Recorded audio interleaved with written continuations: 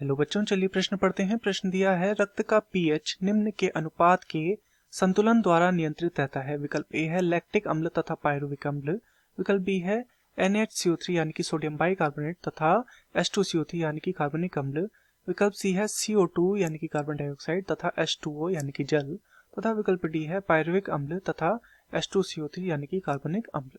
तो इस प्रश्न में हमसे जो रक्त का पीएच है उसके विषय में पूछा गया है कि वह किस प्रकार से नियंत्रित रहता है, अर्थात इस प्रश्न की जो मुख्य अवधारणा है, मुख्य अवधारणा जो इस प्रश्न की है वह रक्त के पीएच के विषय में है। रक्त का पीएच। तो मानव शरीर में जो रक्त पाया जाता है वह हल्का क्षारीय होता है। कैसा होता है? हल्का क्षारीय होता है। और हल्का क्षारीय होने का क्या अर्थ है? हल्का क्षारीय होने का अर्थ है कि इसका जो पीएच मान आएगा, पीएच मान जो होगा वो 7 से थोड़ा अधिक होगा। 7 से थोड़ा अधिक हमें देखने को मिलता है। और यदि हम बात करें कि ये कितना होता है तो यह होता है 7.4। तो 7.4 यहाँ पे पीएच मान हमें देखने को मिलता है।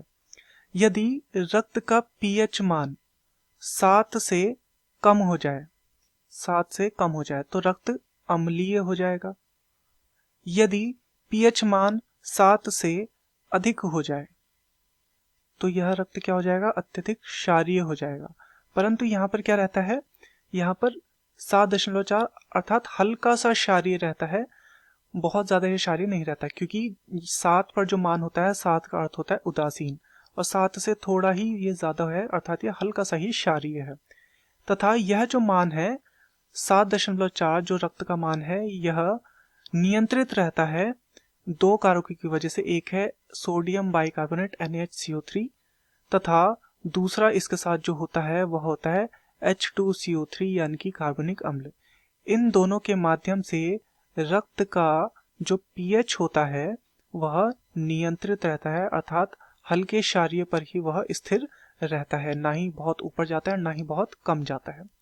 तो यहाँ पर विकल्प को देख लेते हैं। विकल्प ए है लैक्टिक अम्ल तथा पायरुविक अम्ल, इनकी यहाँ पर भूमिका नहीं है। विकल्प बी है NaHCO3 यानी कि सोडियम बाइकार्बोनेट तथा H2CO3 कार्बनिक अम्ल, बिल्कुल ये हमारा सही है।